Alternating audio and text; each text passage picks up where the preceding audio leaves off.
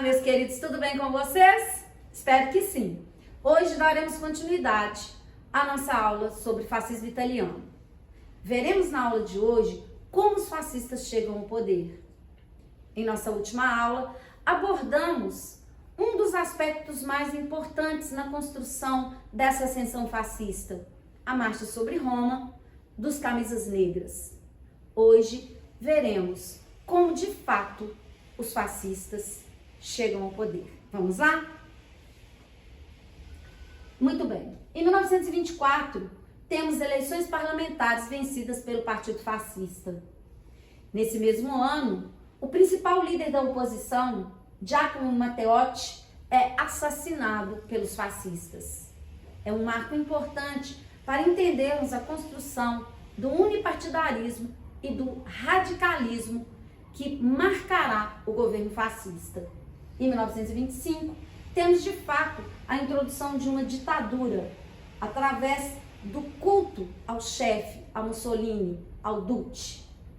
A dissolução de todos os partidos, exceto o partido ligado aos próprios fascistas. Em 1926, temos a criação de um tribunal especial de defesa do Estado. Em 27, a criação da Polícia Política Fascista, uma organização para vigilância e repressão antifascista, ou seja, qualquer tipo de oposição ou de pensamento divergente será eliminado pelo Estado fascista. De 27 a 34, milhares de civis foram mortos, presos ou deportados. Há fechamento de sindicatos, controle da imprensa, que controlava as pessoas vigiavam o que elas ouviam, viam e liam. Ou seja, é a caracterização de uma ditadura sem disfarces.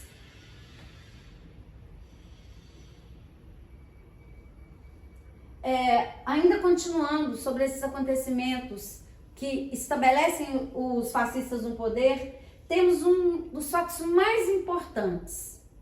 Uma vez instalado no poder, Mussolini, ele iria elaborar toda uma visão de mundo, que é a visão fascista.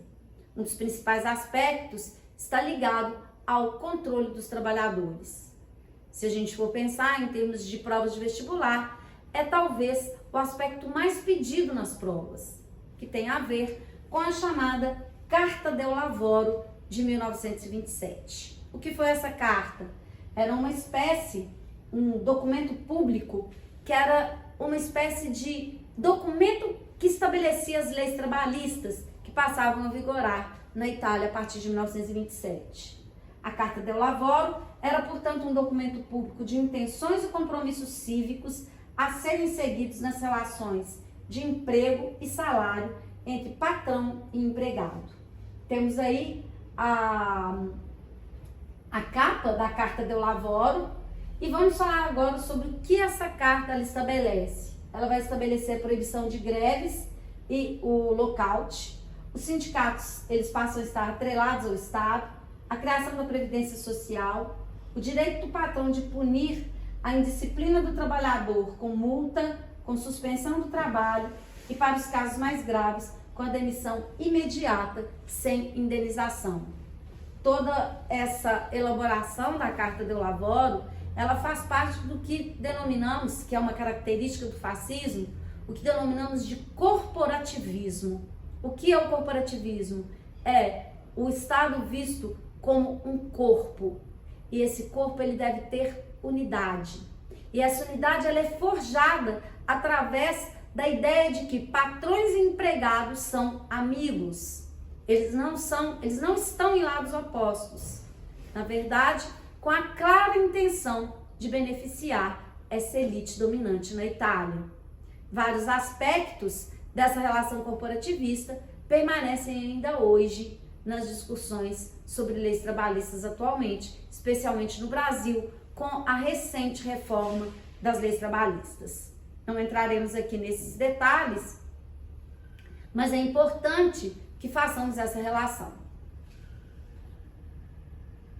Bem, abordaremos agora um aspecto também fundamental e que vai aparecer inevitavelmente nas provas de vestibular, que é a questão da propaganda fascista. Essa propaganda fascista, ela visa exaltar as qualidades do governo. Então temos aí uma primeira imagem, o próprio Benito Mussolini pintado aqui como um herói, um mito. O culto à figura de um líder salvador é uma característica dos regimes fascistas. Em todos os regimes autoritários, nós temos de modo geral esse culto à figura do líder.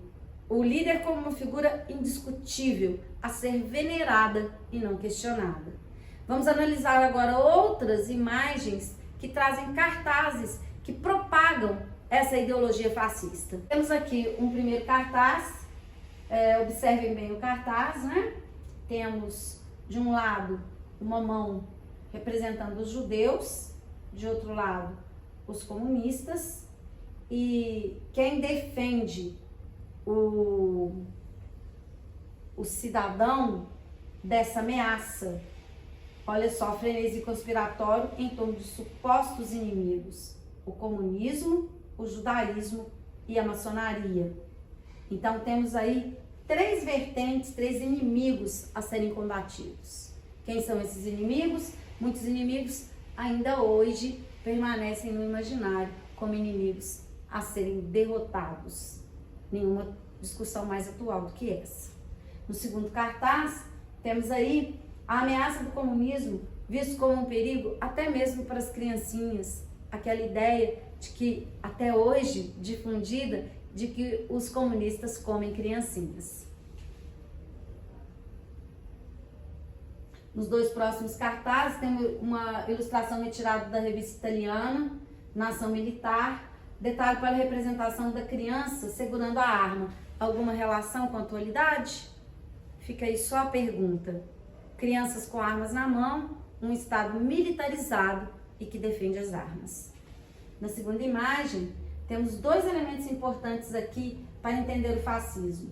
A forma como o inimigo, um negro soldado dos Estados Unidos, é retratado e a destruição da imagem de Jesus Cristo. Ou seja, o tempo todo eu tenho inimigos a serem combatidos.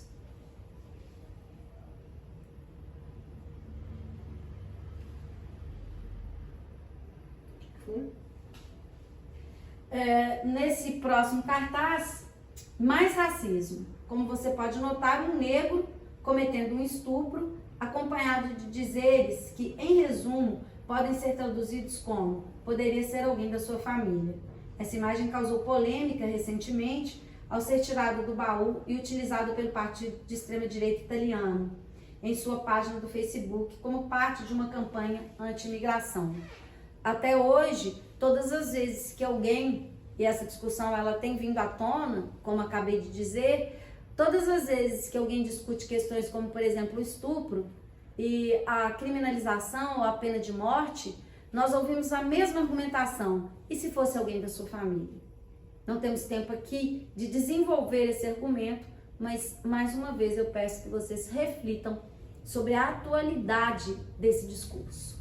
No segundo cartaz, temos uma propaganda que visa ameaçar os opositores ao regime fascista, aqui chamados de bandidos e rebeldes. Sempre a criminalização da oposição. Então, eu tenho que ter em todo Estado autoritário a construção desse discurso do inimigo. O inimigo, nesse caso, visto como o quê? Como um bandido ou como um rebelde. E, portanto, ele não deve apenas não fazer parte do governo, ele deve ser extinto. Terminamos por aqui. Na próxima aula, continuaremos analisando toda essa construção da ideologia fascista. Um beijo para vocês, espero que tenham gostado. Até. Vem aqui, ó. Só inicia. Põe a cadeira aqui, não, ó. Só inicia e você tá no sofá. Vamos. Não, quero ver como é que eu tô ali também, ué. Por que tem que viver? Que eu gosto de, pelo menos parece que tem uma aluna aqui pra eu dar aula. Só aluno não, minha filha. Anda, vai, mostra lá. Aonde? Ali pra ver como é que eu tô. Você tá aí. Anda. Tá bem vestida. Não, meu bem, me mostra lá. Comportada. Me mostra lá. Pra quê? Por favor, me mostra Eu vou lá. lá ver, ué. Vai lá, pô, pra mim. Se tá fazendo hora, não vai dar tempo, hein? Uma vez difícil demais. O que você quer? Eu quero ver como é que eu tô. Você tá bonita. Deixa eu ver. Anda, para de fazer.